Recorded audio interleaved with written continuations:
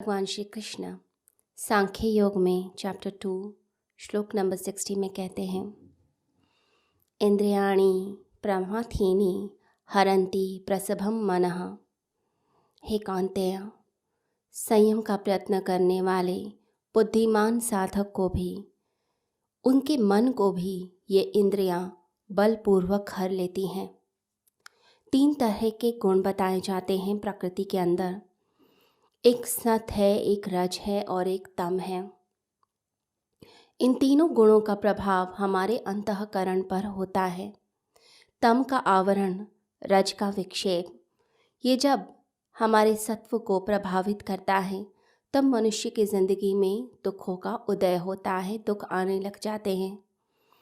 तो जो साधक अपने संयम को छोड़ देता है, जिसका पूर्ण संयम सध नहीं पाता है, उसे जो इंद्रियां हैं वो बलपूर्वक हर के ले जाती हैं।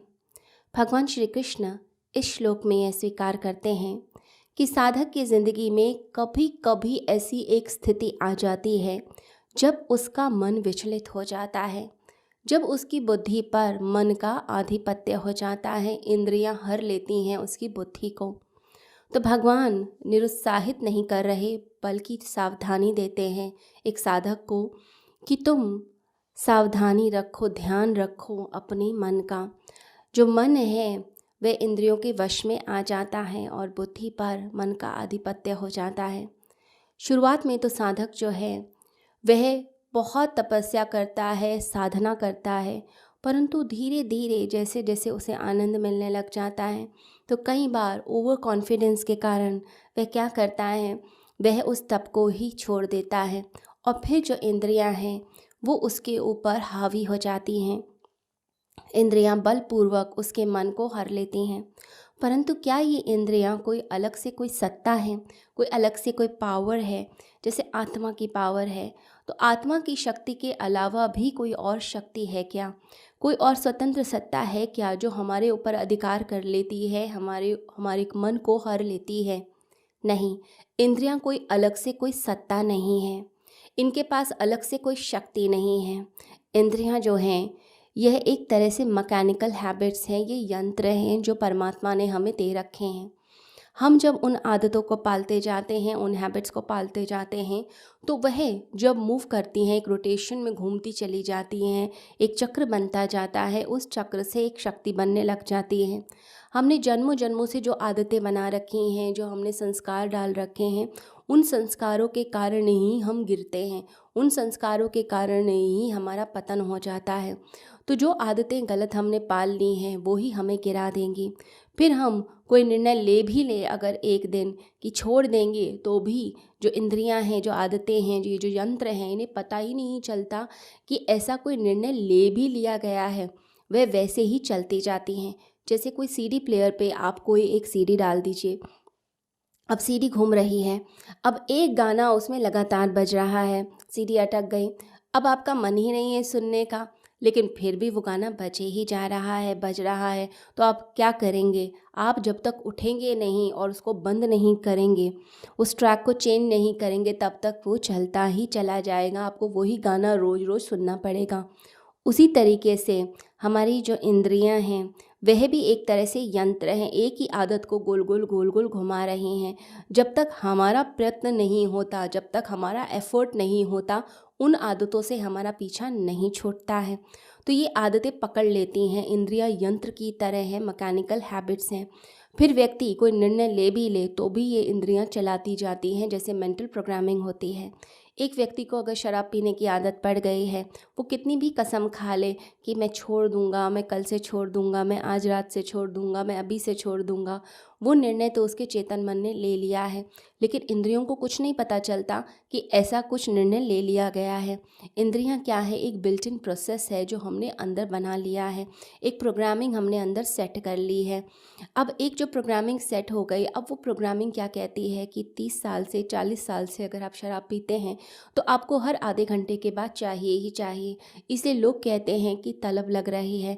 हम सुनते हैं लोगों को कि सुबह चाय चाहिए ही चाहिए, अगर चाय नहीं मिलेगी तो फिर पूरा शरीर डिमांड करेगा, सर में दर्द हो जाएगा। क्यों?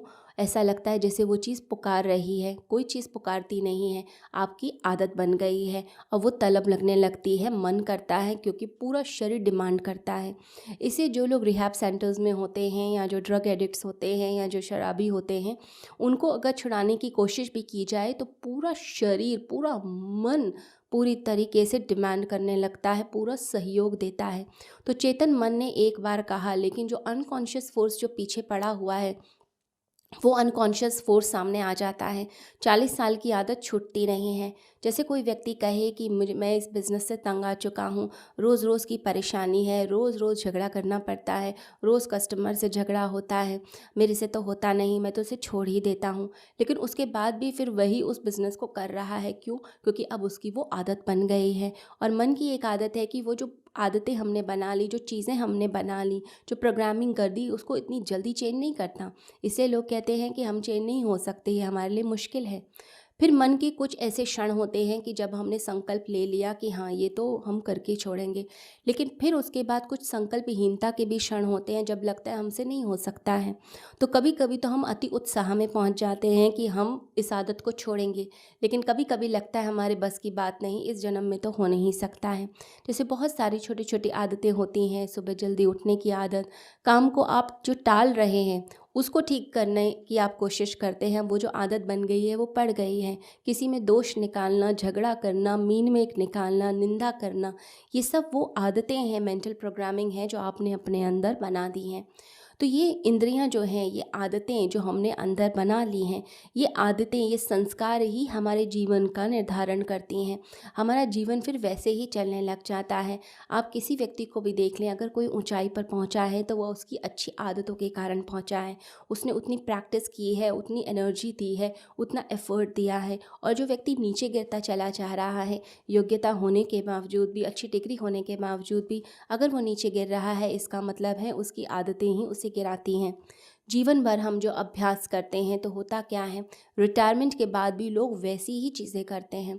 तो जो भी प्रोफेशन में आप हैं, ज़िंदगी भर आपने जो किया फिर वही आप करने लग जाते हैं। रशिया में इन आदतों पर बहुत सारे प्रयोग हुए। पावलोव एक साइंटिस्ट ने एक प्रयोग किया।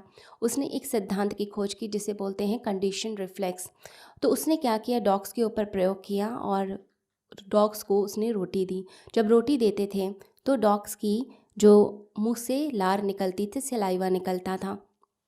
अब उसने क्या किया कि रोटी के साथ उसने घंटी बजानी शुरू करी।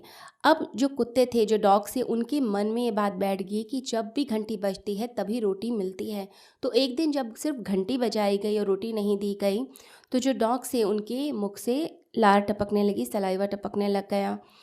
तो उसने एक सिद्धांत बनाया कि दो चीज़ों को संयुक्त किया जा सकता है, यानी कि दोनों चीज़ों का एसोसिएशन हो गया, गठबंधन हो गया। ये बिल्कुल ऐसे ही है जैसे कि आप अगर नींबू के बारे में बोलें, नींबू शब्द ही बोलें, तो नींबू अभी सामने आया भी नहीं है लेकिन आपके मुंह में पानी आना शुरू हो जाता है। अगर कोई व्यक्ति बोल दे आग लग गई है, तो आग के साथ भय का एसोसिएशन हो गया उस शब्द के साथ। तो अब आपने आग देखी भी नहीं है, लेकिन देखने से पहले ही आप घबरा जाते हैं और आप उस जगह से भागना चाहते हैं। फिर कोई कितना भी समझाए कि आग नहीं लगी हुई है, ये तो मजाक था, आप कहते हैं पहले मैं इस स्थान से बाहर निकल जाऊं, उसके बाद मैं देखूंगा कि आग लगी है कि नहीं, क्योंकि मन में भय जुड़ा हुआ है, उस शब्द के साथ भय जुड़ गया है। तो हमने अपनी आदतों के कारागृह बना रखे हैं, हम उसी के अंदर फंसे हुए हैं और वो कारागृह हमें निकलने नहीं देते। यूनान की एक प्राचीन कथा है। एथेंस पे जब हमला हुआ तो बहुत सारे प्रतिष्ठित लोगों को, लगभग 100 लोगों को बंदी बना लिया गया। उनको जंजीरें पहना दी गईं, बेड़ियां पहना दी गईं। अब उन लोगों को सैनिकों ने उठाकर जंगल में फेंक दिया। अब जब सैनिक वहाँ पर मौजूद थे और लोगों को लेकर आ रहे थे, ज़बरदस्ती जंगल में डाल रहे थे, तो वहाँ पर एक प्रतिष्ठित लोहार भी था। उसकी बहुत ख्याति थी, दूर दूर तक लोग उसके नाम के बारे में जानते थे। वो लोहार गाने गा रहा था। तो लोगों ने कहा, तुम क्यों गीत गुनगुनाते हो, तुम क्यों प्रसन्न हो, मृत्यु सामने है या जंगली जानवर हमें खा जाएंगे और तुम क्यों गीत गुनगुनाते हो। तो लोहार ने कहा कि मैं लोहार हूँ और मुझे पता है कि कैसे बेड़ियाँ खोली जाती हैं, इसलिए मैं प्रसन्न हूँ। तो लोगों को भी साहस आ गया कि शायद हम बच जाएंगे। लेकिन जब रात्रि में जब लोग घिसट घिसट के उसके पास पहुँचे, किसी तरह मुश्किल से उसके पास पहुँचे, तो लोहार की आंखों में आंसू थे। तो लोगों ने कहा, सुबह तो तुम गीत गाते थे, अब तुम्हारी आंखों में आंसू क्यों आ रहे हैं? तो लोहार ने कहा कि जब मैंने इन जंजीरों को देखा तो मैं हैरान हो गया। ये जंजीरें किसी और के हाथ की नहीं बनाई हुई हैं, ये तो मैंने खुद अपने हाथों से बनाई हुई हैं, क्योंकि इस पे मेरे हस्ताक्षर हैं। वो हर कृति पर हस्ताक्षर करता था, जो बनाता था उस पे हस्ताक्षर करता था। तो उसने कहा, किसी और की जंजीर होती तो शायद मैं तोड़ देता, ये तो मेरे हाथों की बनाई हुई जंजीर है, इसे तो दुनिया की कोई ताकत ही नहीं तोड़ सकती है। तो मनुष्य भी अपनी ही आदतों की जंजीरों में फंसा हुआ है, अपनी बेड़ी खुद ही बनाता है और फिर उसे तोड़ भी नहीं पाता और फिर रोता है बैठकर अंत में। इससे भगवान श्री कृष्ण कहते हैं कि ये जो इंद्रियां होती हैं ये बलपूर्वक हर लेती हैं, लेकिन इन सब को तोड़ा भी जा सकता है। भगवान ने आपको ये ऑप्शन भी दिया है कि आप उसे तोड़ सकते हैं। तोड़ते हैं आप अभ्यास से, तोड़ते हैं आप वैराग्य से, तोड़ते हैं आप किसी एक गुरु के सानिध्य में जाकर, उनसे ज्ञान प्राप्त करके, उनकी समझ को प्राप्त करके, फिर जीवन को जब आप चेंज करते हैं तो ये सब कुछ बदल जाता है और जीवन में आनंद आ जाता है। सभी को हरिओम।